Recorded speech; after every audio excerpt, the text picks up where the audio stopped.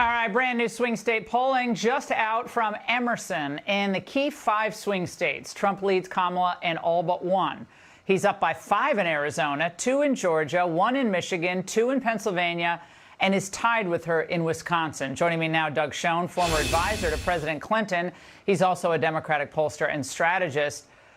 Doug, what does these polls tell us now? Obviously, this is a honeymoon, I should say, moment for Kamala Harris, but there are some shifts here. Yeah, I think that's how I would characterize it, Laura. There's a bump she's gotten clearly by the withdrawal of Joe Biden and the consolidation of the Democratic Party around her. She's doing somewhat better with younger voters, with independents, particularly Hispanics. She's doing less well with non-college educated whites.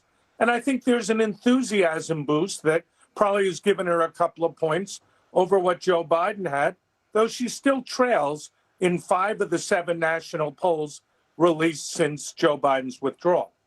One thing I found very interesting in the crosstabs of this poll is the popularity of Trump. His overall popularity is up. Hers is up too, but his is up now. Overall, 48% of registered voters say they have a favorable view of him. And in previous polls, it's always found his favorability ratings between 39% and 45%. Her favorability is at 46%, which is up from 36%. So she's gotten a boost, but so has he. At this point, Where do you expect this to go, and what are the key inflection points moving forward as we get toward the Democrat National Convention? Sure. The first and most obvious point is the Republicans had a very successful convention, particularly Donald Trump. I think the issues for Kamala Harris are, can she sustain attacks that will come on the southern border, on criminal justice, on her record as Attorney General, and being one of the, if not the most liberal Democratic senator. Those attacks haven't come yet, and whether she'll face the kind of scrutiny that John Kerry faced in 2004. The Democratic Convention is an obvious inflection point for her as well. And of course, the first debate, which may well, but not definitely, is slated to happen in September. Well, she's leading Trump by 2 right now. Is that among independents? I think that's where we are. Yeah. That might be surprising for some Trump supporters to see tonight. What does that tell us? It tells us that the Democrat-leaning independents have moved to her because the party consolidated around her. I think those numbers are very much in flux, given the fact that people really don't know that much about her. But face it, her launch was quite successful.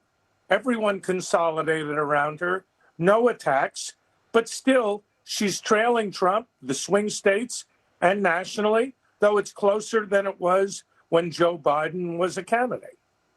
Well, when you look at the way ads are starting to move, I mean, there's a big new ad out tonight about how, look, despite the effort to reboot, rebrand, and recast her, she's a classic San Francisco liberal. And so it's the scenes of San Francisco, the fentanyl, the crime, the increased number of people leaving San Francisco, and basically saying, if you want that coming to your hometown, vote for Kamala Harris. I think that's going to be a devastating attack on her record, not on her personally, but on her beliefs and her record. As do I, Laura, and I think the fact that she was sympathetic, at the very least, to the defund the police movement will also hurt her as well. But to me, the big issue is her role as the border czar. I think most Americans are outraged with the record number of illegal immigrants coming into our country, and how she and the Democrats will answer that, I don't really know. I think Trump is the favorite. Yeah, I mean, I think, Doug, she said, well, you torched the border bill. Well, the border bill would have let in 1.8 million people a year. That's easily dispensed with. You still think Trump's the favorite. He is on all the betting sites. Yeah, he's to me, he's a narrow favorite. This could go either way, but if I had to bet, and I don't bet, but if I did, I'd bet on Trump. His numbers are up, and I think to date he's run a more disciplined campaign than he's run in his prior two. Keep it on the issues. Doug, great to see you. Thanks so much. Exactly. All right. She pretends to be tough on crime, to his point about San Francisco, but what does her actual record say? We're going to expose it next. All right, guys. So Democrats have received a bump from Biden bowing out. Now, I get on here and say, Trump, go, go, go. He's definitely going to win. But the Democrats are trying to show give a show of force right now. And they're definitely giving a show of unity right now. I didn't think this transition to Kamala was going to be this seamless, and honestly, it kind of scares me. The big question is it enough? Kamala is a threat.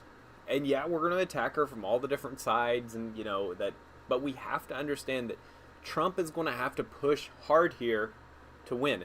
We're not going to be able to coast in, but we're going to have to keep running, right? I think it's still too little too late for the Democrats, and we've got a lot of things that could change, right? We need to see how the debate goes. We need to see how the DNC goes. I mean, Kamala may not be a good debater, right? Trump may just absolutely demolish, or she could be very good. So a lot can shift, a lot can change. I think the biggest thing about Kamala is that there's not a lot to know about her. She's been quiet, hiding in the background. This is her first time in the limelight, and there's a lot of action, guys, that could sway the polls. Democrats and we have to realize that Democrats had a seamless transition here. Biden was out, Kamala was in without a fight. I was hoping there was going to be a fight. There wasn't. Trump and team need to understand that there is a concerted effort and a united front to keep him from another 4 years. I hate what they said there, that Trump is a narrow favorite. He was a big favorite a few weeks ago. Now he's a narrow favorite. A lot can happen, a lot can change, guys, but we got to keep fighting and keep pushing. Anyway, hey, appreciate you guys watching the stream, watching the video, joining in. So we'll be back with another streamer after this. Jesse Waters Primetime, another video on that very soon. So subscribe so you don't miss any of our videos or streams. And guys, leave a like. It helps out the channel. Appreciate everyone. You'll have a good rest of your day.